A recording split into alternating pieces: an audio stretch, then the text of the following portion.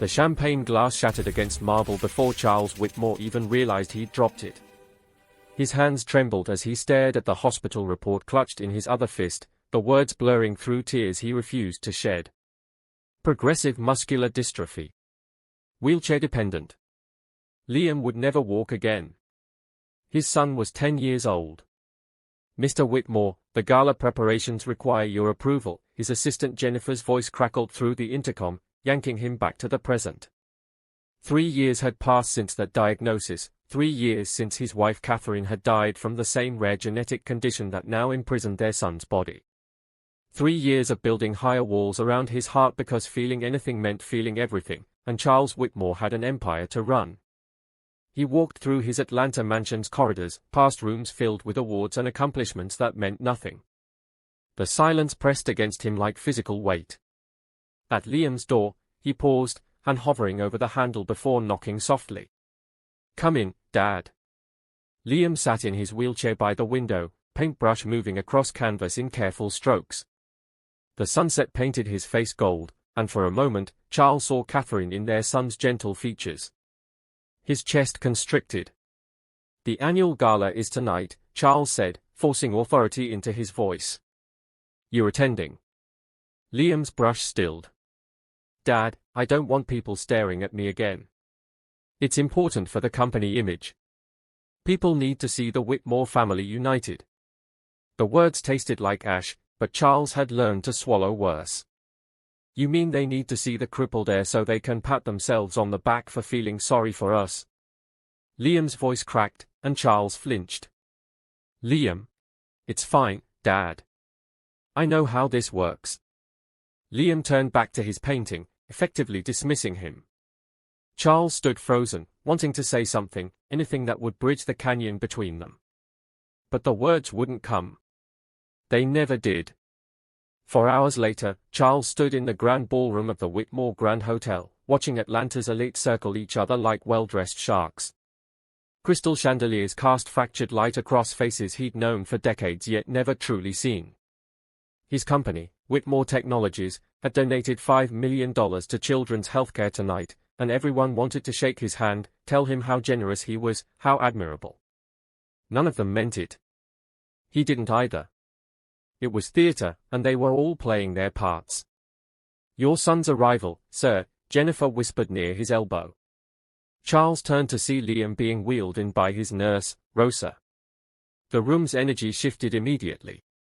Conversations stuttered. Heads turned. Some faces showed genuine sympathy, others thinly veiled discomfort, and a few displayed that particular brand of inspiration porn that made Charles's blood boil. "Look at the brave disabled boy. How inspiring. How tragic." Liam's jaw was set, his eyes fixed straight ahead as Rosa guided him to their table. Charles made his way over, nodding at well-wishers, accepting their hollow condolences about Catherine, their meaningless praise about his strength. "You okay?" he asked Liam, immediately regretting how inadequate the question sounded. "I'm fine," Liam replied, the same lie Charles had been telling himself for 3 years. They sat in brittle silence as dinner was served. Charles watched his son push food around his plate, barely eating. The live band started playing, and, in the kitchen, Naomi Brooks wiped sweat from her forehead and loaded another tray with champagne flutes.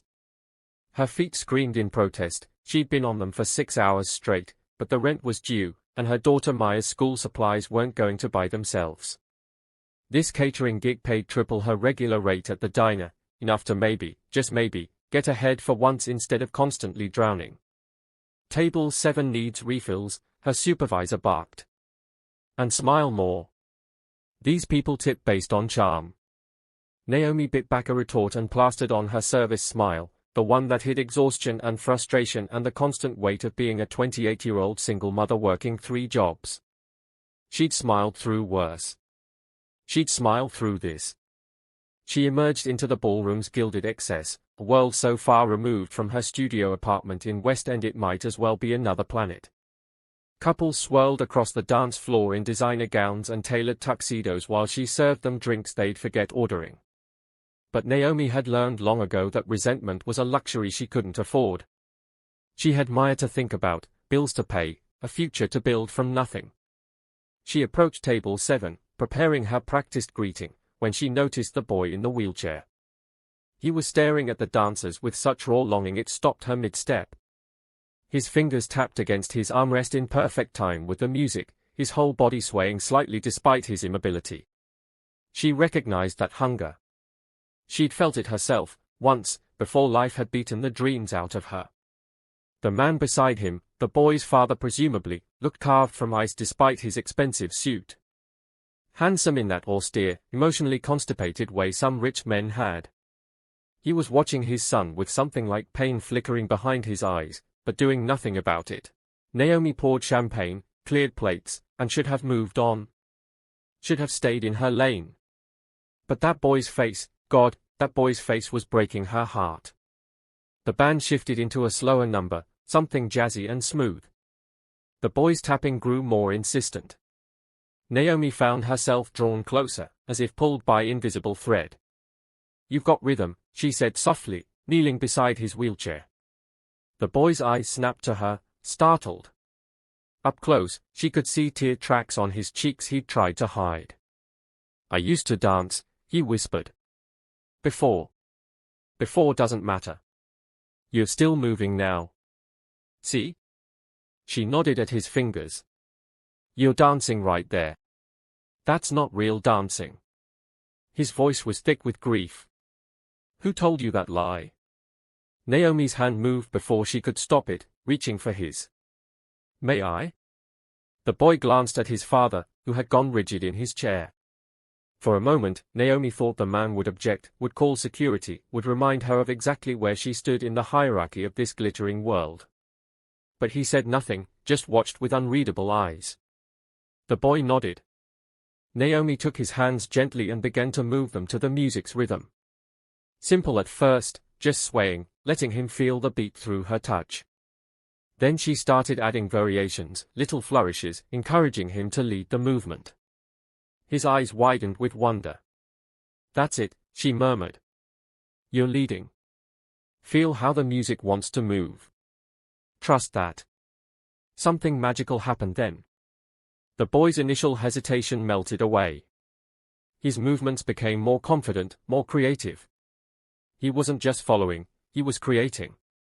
His whole face transformed, lighting up with pure joy she suspected he hadn't felt in years. Naomi stood, still holding his hands, and began to dance around his wheelchair, letting him guide the tempo and direction. She spun when his fingers twisted, slowed when they gentled, quickened when they urged. They were dancing, truly dancing, him in his chair and her on her feet, and the disability didn't matter because the music didn't care about bodies, only souls. She didn't notice when the other dancers stopped to watch. Didn't see phones coming out, recording. Didn't hear the whispers spreading like wildfire through the ballroom. She only saw this boy, this beautiful child, experiencing joy. When the song ended, the room erupted in applause. Naomi startled, suddenly aware of the hundreds of eyes fixed on them. Heat flooded her face. Oh God. She'd made a scene. She'd be fired. Why couldn't she ever just keep her head down? "I'm so sorry," she stammered, releasing the boy's hands. "I shouldn't have, I was out of line." "You're amazing," the boy breathed, tears streaming freely now. "Thank you. Thank you so much." Naomi fled before she could cry too, before she could see the consequences of her impulsiveness. She pushed through the kitchen doors and collapsed against the wall, heart hammering. "Brooks!" Her supervisor materialized, face purple with rage. "What the hell was that?" "I was just," he looked so sad, and I thought. "You're not paid to think. You're paid to serve drinks and stay invisible. You just embarrassed one of our most important clients in front of everyone." He thrust an envelope at her. "You're done. Security will escort you out." Naomi's world tilted. "Please, I need this job. I have a daughter. Should have thought of that before your little performance. Out. Now." 20 minutes later, Naomi sat in her car in the parking garage, staring at her phone as notification after notification exploded across the screen. Someone had posted the video. It was already going viral. Billionaire's disabled son dances with black waitress at charity gala. Touching moment as server gives wheelchair-bound heir moment of joy. This will restore your faith in humanity. The comments were a battlefield. Some people called her an angel. Others accused her of exploiting the boy for attention. Some praised the father for allowing it. Others condemned him for looking uncomfortable. Everyone had an opinion about a moment that had been, for those 3 minutes, purely and simply human. Naomi drove home through tears, wondering how she'd pay next month's rent, hating herself for caring about that when a boy had smiled for the first time in who knows how long. Charles stood alone in his study at 2 in the morning, watching the video for the 100th time. Liam's face. God, his son's face. When was the last time he'd seen Liam look that alive? That free? He'd failed his son. Failed him so completely it had taken a stranger, a woman paid to be invisible, to give Liam what Charles couldn't. Connection. Joy. Permission to still be human despite the wheelchair. Catherine would have known what to do. Catherine had always known. She'd danced with Liam even as her own body deteriorated, had filled their home with music and laughter and light. When she died, the music died with her, and Charles had let it because silence was easier than grief. Coward, he whispered to his reflection. You goddamn coward. His phone buzzed. Jennifer, naturally. Sir, the video has 15 million views. PR wants to schedule a statement. We can spin this positively. Find her, Charles interrupted. Sir? The woman. Naomi Brooks. Find her. I need to speak with her. Mr. Whitmore, I'm not sure that's advisable. Find her, Jennifer. That's not a request. It took 2 days. 2 days of his investigators tracking down employment records, cross-referencing social media, following digital breadcrumbs. When they finally handed him an address, Charles didn't send an assistant. He went himself. The West End Community Centre was a far cry from his mansion. Paint peeled from the walls. The parking lot needed resurfacing. But music poured from the windows, real music, not the sterile classical pieces that echoed through his empty halls. Charles pushed through the front door and stopped dead. The gymnasium was full of children, maybe 20 of them, all dancing. Half were in wheelchairs. Others had prosthetics, walkers, crutches. And moving between them, encouraging, adjusting, laughing, was Naomi Brooks. She'd pulled her hair into a messy bun and wore leggings and an oversized shirt stained with paint. She looked nothing like the polished server from the gala and somehow infinitely more beautiful. She was teaching a girl with cerebral palsy how to spin in her wheelchair, demonstrating the motion, patient and kind and completely present. Charles felt something crack inside his chest. Can I help you? A man appeared beside him, mid-50s, kind eyes behind thick glasses. I'm looking for Naomi Brooks. And you are? Charles Whitmore. The man's expression shifted to recognition, then wariness. Mr. Whitmore. I'm Pastor Davis. I run this center. What brings you here? I wanted to thank Ms. Brooks. For what she did for my son. Uh-huh. And? Charles blinked. And, speak with her. Mr. Whitmore, Naomi got fired because of that dance. Lost a job she desperately needed. So forgive me if I'm skeptical about your intentions. Shame burned through Charles. He'd been so focused on his own guilt he hadn't considered the cost to her. I'd like to help. Financially. Whatever she needs. Of course you would. Pastor Davis's voice was gentle but firm. Rich man's guilt, throw some money at the problem. But that's not what Naomi needs. That's not what those kids need. He nodded toward the gymnasium. What they need is people who show up. People who see them as human beings, not charity cases or inspiration. Charles followed his gaze. Naomi was dancing now with a boy who couldn't have been more than 6, his leg braces gleaming under the fluorescent lights. The joy on both their faces was identical. She does this every week, Pastor Davis continued. Movement therapy for disabled youth. Teaches them they're not broken, just different. That they can still create beauty. He paused. You should go talk to her. But leave your checkbook in the car. Charles approached slowly, not wanting to interrupt. But Naomi's eyes found him, and her expression shuttered immediately. She said something to the children, then walked over, defensive. Mr. Whitmore. I'm sorry about the gala. I overstepped. Don't, Charles said. Please don't apologize. You gave my son something I couldn't. I came to thank you. And to. He struggled, unused to vulnerability. To understand how. Naomi studied him for a long moment. How what? How you saw him. Really saw him. When I've been looking at him every day and somehow missing everything. Her expression softened slightly. You want to know the secret? There is no secret. You just have to be willing to meet people where they are, not where you wish they were. She glanced back at the children. These kids aren't tragedies. They are not broken.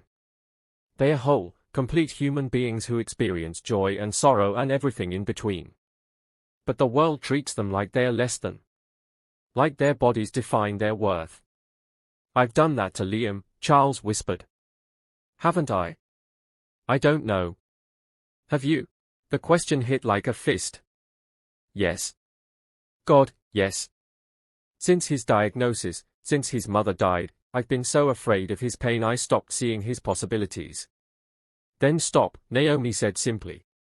Stop protecting yourself from his reality and start living in it with him. I don't know how. Yes, you do. You just have to be brave enough to try. She studied him carefully. Why are you really here, Mr. Whitmore? Because I want to learn. From you. For Liam. Charles heard himself speaking words he hadn't known were true until they emerged. I want him to have what you gave him at the gala. Not for 3 minutes, but always. I want him to know joy again. Naomi's eyes glistened. Then bring him here. Thursday afternoons. We have a session for teens. But Mr. Whitmore? You can't just drop him off. You stay. You participate. You get uncomfortable. You learn alongside him. Deal? Charles felt terrified and exhilarated simultaneously. Deal. Thursday afternoon, Charles pushed Liam's wheelchair through the community center doors. His son had been suspicious when Charles announced this plan, defensive after years of disappointment. You don't have to do this, Dad. I know you're busy. I'm not too busy for this, Charles interrupted. I'm sorry I ever made you think I was. The gymnasium was already filling with teenagers, all with various disabilities, all looking as nervous as Charles felt. Naomi stood at the center, commanding the space with easy confidence. Welcome, everyone. New faces today, I see. Her eyes found Charles and Liam, and she smiled. We're going to start with breathing. Yes, breathing. Before we can move together, we need to breathe together. For the next hour, Charles discovered muscles he'd forgotten existed. Naomi led them through exercises that looked simple but required intense presence. She had them close their eyes and feel the music in their bones. Had them describe sounds with their bodies, emotions with movement. She partnered wheelchair users with walking participants, forcing them to communicate through touch alone. When she paired Charles with Liam, Charles's hands shook. Hold his hands, Mr. Whitmore, Naomi instructed. Close your eyes. Both of you. Now, Liam, move however the music makes you feel. Dad, you follow. No leading. Just listening. The music started, something slow and bluesy. Liam's hands tensed, unsure. Charles squeezed gently, trying to communicate without words. I'm here. I'm listening. Show me. Liam began to move, small movements at first, then growing bolder. His hands swayed, twisted, reached. Charles followed, letting his son guide him for the first time in years. Tears streamed down his face, but he kept his eyes closed, kept following, kept trusting. When the song ended, Charles opened his eyes to find Liam crying too. "I felt Mom," Liam whispered. "Just for a second, I felt her dancing with us." Charles pulled his son into his arms and sobbed, all the grief he'd been holding finally breaking free. "I'm so sorry, Liam. I'm so sorry I left you alone." "You're here now," Liam said. "That's what matters." They came back the next week. And the next. Charles rearranged board meetings, cancelled conference calls, restructured his entire life around Thursday afternoons. He learned to dance in ways he'd never imagined dancing could exist. He learned to communicate without words, to trust without control, to follow instead of led. He learned to see his son. And somewhere in that process, he started seeing Naomi too. Really seeing her. The way she moved through the world with grace despite carrying weights he could barely fathom. The way she loved these children fiercely, demanded the world see their worth. The way she'd somehow, impossibly, made space for him to transform. "You're staring," she said one Thursday, catching him watching her work. "Sorry. I was just thinking about how different my life is now. Because of you. Not because of me. Because you chose to show up. That's all transformation is, Mr. Whitmore. Showing up, over and over, even when it's hard." "Charles," he corrected. "Please, call me Charles." She smiled. "Okay, Charles." 6 months later, Charles stood before the Whitmore Technologies board of directors and announced a major restructuring. Half the company's annual profits would now fund the Whitmore Center for Movement and Healing, a state-of-the-art facility dedicated to adaptive dance and movement therapy for disabled youth. Naomi would serve as executive director. Full salary, full benefits, complete creative control. The board nearly revolted. Charles didn't care. Some things mattered more than profit margins. The center opened on a Tuesday in April, gleaming and beautiful but warm, designed with input from the kids who'd use it. Full accessibility, adaptive equipment, spaces for individual and group work. And music, always music, pouring from every corner. At the opening ceremony, Liam cut the ribbon alongside Naomi. Charles stood back, watching his son command the stage with confidence that would have seemed impossible a year ago. "Dad," Liam called. "Come here." Charles joined him, confused. "Ladies and gentlemen," Liam announced to the gathered crowd, "my dad and I would like to perform the center's first dance." Charles's heart stopped. "Liam, I don't think. Trust me, Dad. Just follow my lead." The music started, that same bluesy number from their first class. Liam took his father's hands and began to move, more complex now, more assured. Charles followed, letting his son guide him through turns and sways and moments of stillness that spoke louder than movement. They danced in front of cameras and reporters and the city's elite, but Charles didn't see any of them. He saw only his son, whole and perfect exactly as he was. He felt Catherine's presence in the movement, in the joy, in the love that had never left, only transformed. When the dance ended, the room erupted. But the applause seemed distant. All Charles could hear was Liam's laughter, bright and free. That evening, after the crowds left and the center emptied, Charles found Naomi standing in the main studio, staring at the space they'd created. "Thank you," he said quietly. "You did this, Charles. You transformed yourself. Because you showed me how. Because you refused to let me take the easy way out." He moved closer. "You changed my life, Naomi. You saved my relationship with my son. I'll never be able to repay that. You already have." She gestured around them. "This place will help hundreds of kids. That's repayment enough." They stood in comfortable silence, watching the last light fade through the windows. "What now?" Charles asked. Naomi smiled. "Now we dance. We keep showing up. We keep choosing connection over comfort." She held out her hand. "Sound good?" Charles took her hand, feeling the calloused strength in her fingers, the steady warmth. "Sounds perfect."